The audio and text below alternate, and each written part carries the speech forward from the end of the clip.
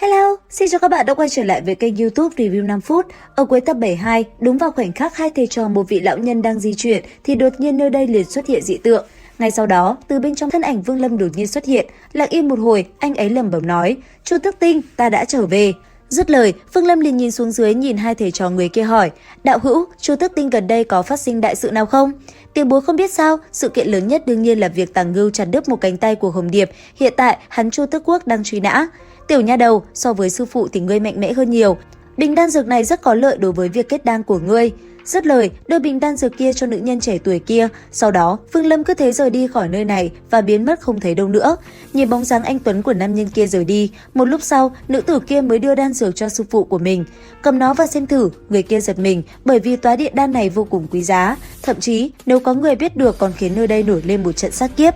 Nghe vậy, thiếu nữ kia giật mình, ánh mắt kinh ngạc nhìn về xa xăm. Thời gian qua đi, không lâu sau, ở tại một môn phái của Sở Quốc, lúc này cái tên Triển Bạch sau khi trở về từ tiên giới thì liền tới đó càn quét, dùng đám tử trùng phóng ra, hắn đã lấy mạng không ít người ở tại nơi này, rồi cười lớn, vẻ mặt cực kỳ mãn nguyện và sung sướng. Sau khắc đó, nơi đây như một đống hỗn độn, một vẻ đổ nát hoang tàn tràn ngập huyết sắc hiện lên, khiến người ta không khỏi có chút sợ hãi. Cứ như thế, Triển Bạch một mình phá tan một tông môn nhỏ bé không chừa một ai, khắp nơi chỉ còn lại một mảng huyết sắc. Cùng lúc này, bên trong một tòa lầu các, chỉ thấy từng ngón tay nhẹ nhàng đàn lên những khúc đàn ngân nga trong gió. Thế nhưng, tiếng đàn đó lại chứa đựng đầy tâm sự và nỗi lòng thương nhớ. Bất chợt, tiếng đàn vang lên rồi đột nhiên dừng lại. Sau đó, Lý Mộ Uyển chợt nhìn về phía xa rồi tự lẩm bẩm nói: 100 năm ta vẫn ở kết đan hậu kỳ, 10 năm nữa vẫn không thể kết anh, sợ rằng ta sẽ không đợi được huynh nữa. Vương Lâm, rốt cuộc huynh ở đâu? Dứt lời, cảnh tượng hạnh phúc của hai người lại một lần nữa ùa về trong tâm trí của Lý Mộ Uyển, khiến nàng bất giác rơi lệ rồi nhẹ nhàng nói: Vương Lâm, có lẽ khi huynh trở về, chúng ta đã âm dương ly biệt. Dứt lời, bàn tay kia trong vô thức lại đàn lên những khúc nhạc ai oán. Bên ngoài, hai vị trưởng lão của Vân Thiên Tông nghe thấy tiếng đàn thì bất chợt thở dài nói: tiếng đàn của tông chủ là lộ ra ý tử vong sao? Trong trăm năm qua, tông chủ 3 lần kết anh thất bại, nếu không phải vì muốn gặp lại người kia thì tông chủ đã sớm hương tiêu ngọc nát. Tống Thanh, ngươi nói người kia, hắn vẫn còn sống sao? Ta đoán có lẽ bây giờ hắn đã là nguyên anh hậu kỳ, thế nhưng cho dù bây giờ hắn xuất hiện cũng không có cách nào cứu được Vân Thiên Tông. Tên tu sĩ ngoại lai kia trong 7 ngày đã diệt toàn bộ 12 tông phái, không biết mục tiêu kế tiếp của hắn sẽ là ai đây? Lời ông vừa dứt thì đúng lúc này, tiếng đàn đứt đoạn, từ trong lầu truyền ra âm thanh dịu dàng của Lý Mộ Uyển nói: mời hai vị tiền bối tiến vào nói chuyện, thứ lỗi ta không thể ra đón.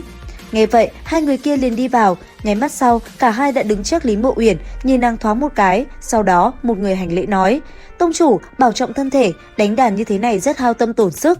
Thân thể ta đã suy yếu, dù không đánh đàn cũng không thể sống quá 10 năm. Hai vị, có tin tức gì của Công Tôn Trường không? 7 ngày trước, Công Tôn trưởng lão đã đi tìm tu sĩ ngoại lai kia, đến nay vẫn chưa quay về, sợ là... Đã điều tra được lai lịch của tu sĩ ngoại lai kia hay chưa? Ta chỉ biết tên này am hiểu sử dụng các loại độc trùng và vô cùng hiếu sát mà thôi. Từ khi xuất hiện, chỉ trong 7 ngày, hắn đã giết liền 12 môn phái, lấy mạng toàn bộ đệ tử và trưởng lão Nguyên Anh Kỳ.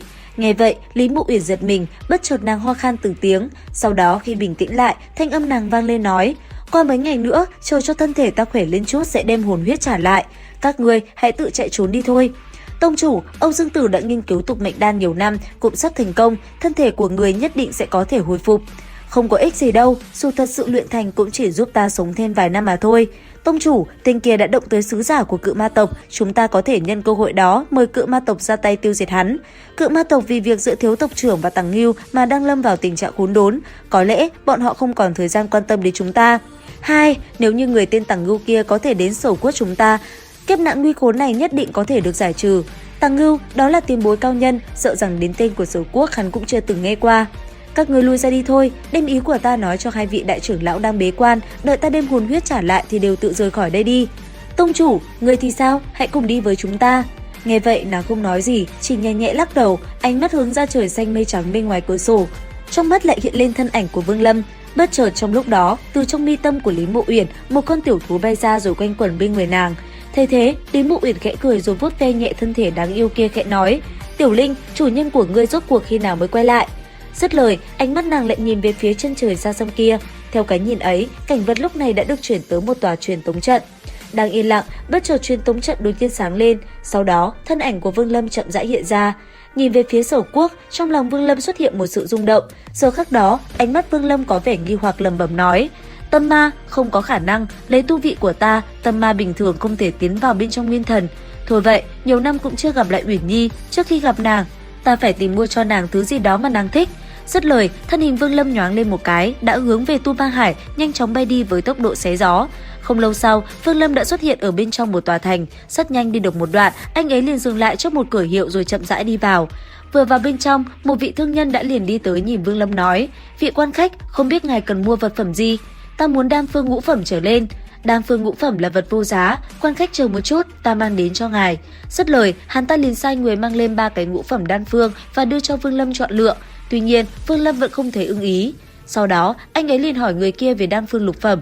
Nghe thế, người kia liền nói ở đây có thứ này, tuy nhiên muốn lấy được phải tham gia đấu giá. Tới đây, Vương Lâm suy nghĩ một hồi, cuối cùng anh ấy chỉ lấy đi ngũ phẩm đan phương rồi để lại một viên cực phẩm linh thạch và rời đi. Cứ thế, Vương Lâm ở lại tòa thành này thêm vài ngày và tìm mua đan phương, khiến người trong thành không khỏi xôn xao.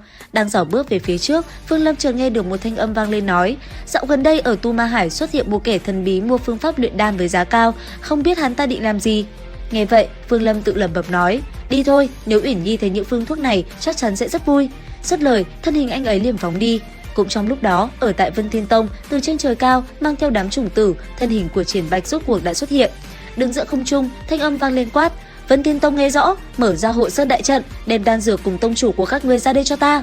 Nghe vậy, từ trong Vân Thiên Tông lập tức xông ra hàng chục thân ảnh của các trưởng lão cùng đám đệ tử, ở giữa trung tâm chính là Lý Mộ Uyển. Rất nhanh, thanh âm nàng vang lên đáp: "Tiền bối cần gì phải làm khó cho một tông phái nhỏ, nếu có yêu cầu gì về đan dược, Vân Thiên Tông sẽ liền đáp ứng." "Người hẳn là tông chủ của Vân Thiên Tông, ta thật muốn nhìn mỹ nhân tông chủ của Vân Thiên Tông rốt cuộc bộ dáng như thế nào." Dứt lời, bàn tay khẽ động, Triển Bạch hắn ta liền điều khiển đám trùng tử từ trên không trung tụ lại một điểm rồi phóng thẳng vào đại trận. Trong nháy mắt, đám côn trùng như một mũi tên liền đập vào màn chắn khiến nó nứt ra một mảng lớn. Tuy nhiên, chỉ một lúc sau đã lành lại. Thế vậy, Triển Bạch tỏ vẻ bất ngờ nói: "Trận pháp này không phải là do Vân Thiên Tông bố trí sao?" "Tiền bối, trận pháp này là do cự ma tộc tạo ra để bảo vệ Vân Thiên Tông, mong tiền bối nể mặt cự ma tộc, đừng tiếp tục làm khó chúng ta." "Cự ma tộc thì đã sao? Có ta, cho dù đích thân sắt hổ đến đây cũng sẽ không vì Vân Thiên Tông mà trở mặt với ta đâu." Dứt lời, hắn lại một lần nữa kết thủ ấn, một vòng hào quang sáng lên. Ngay sau đó, đám tử trùng kia liền tụ lại thành một hình thù khổng lồ, đánh thẳng vào màn chắn bảo vệ. Tới đây, Lý Mộ Uyển nhìn mọi người nói: "Trận chiến này vô cùng nguy hiểm, ai muốn đi thì hãy rời đi, ta không ngăn cản." Lời nàng vừa dứt, mọi người đột nhiên xôn lên một dòng máu nóng, tất cả không ai rời đi mà liền lao về phía trước. Và cũng đồng thời vào lúc đó, dưới sự công kích mãnh liệt của đám tử trùng, màn chắn kia rốt cuộc cũng vỡ nát. Tới đây, Triển Bạch cười lớn. Ngay sau đó, theo bàn tay hắn ta khẽ động, đám tử trùng lúc nhúc dày đặc giữa không trung kia như ong vỡ tổ đã liền một đường phóng về phía đệ tử Vân Thiên Tông mà tàn sát. Giờ khắc đó, mỗi nơi đám tử trùng đi qua, người của Vân Thiên Tông đều bỏ mạng tới đó, thân thể bị bọn chúng thôn phệ lập tức tan biến. Cứ như thế, một màn huyết sắc tràn ngập Vân Thiên Tông, những tiếng hô thất thanh cứ thế vang lên ở khắp mọi nơi. Đối diện với đám tử trùng, ngay cả những vị trưởng lão của Vân Thiên Tông cũng không chịu đựng được, vô số người đã bị đám tử trùng này xâm nhập cơ thể. Và sau một hồi tàn sát, cái tên Triển Bạch kia đột nhiên cười lớn nói: "Dựa vào tu vi của cô, sao lại ngồi lên được vị trí tông chủ của Vân Thiên Tông thế hả?" Dứt lời, Triển Bạch liền phóng ra một con trùng vương có bộ dáng vô cùng đáng sợ về phía Lý Mộ Uyển. Lúc này, đối diện với nó, Lý Mộ Uyển cũng chẳng kháng cự, nàng nhắm chặt hai mắt cứ thế chờ đợi con trùng vương lao tới. Đồng thời, trên miệng lẩm bẩm nói: "Sư huynh, chắc là muội không đợi được huynh rồi." Lời nàng vừa dứt thì con tử trùng kia đã phóng tới. Thế nhưng, đúng vào lúc ấy, đột nhiên tất cả đám tử trùng bị đóng băng. Giờ khắc đó, khắp nơi trong Vân Thiên Tông xuất hiện một mảng lạnh giá, đám tử trùng không còn một con nào cử động. Chưa hết, một luồng kinh khí rất nhanh đã đè ép xuống người Triển Bạch, khiến hắn ta phải nhăn mặt chống đỡ. Bất chợt, ở giữa không trung vang vọng một âm thanh trầm thấp như một vị thần vang lên quát: "Cô ấy là nữ nhân của ta." Thanh âm trầm thấp đó vang lên, không ít người phải sợ hãi. Thế nhưng, Lý Mộ Uyển thì lại khác, nàng đột nhiên ngẩng đầu lên thì thấy trước mắt mình xuất hiện một vì tinh tú đang tỏa ra hào quang chói lóa, xung quanh hắn xuất hiện một đám du hồn đang rất thèm khát được hấp thu đám tử trùng ở dưới. Đến đây thì hết tập 73 tinh nghịch, liệu rằng tập 74 sẽ có gì hấp dẫn các bạn nhỉ? Vậy thì hãy theo dõi kênh YouTube Review 5 phút để biết thêm chi tiết các bạn nhé. Video đến đây là hết, xin chào và hẹn gặp lại.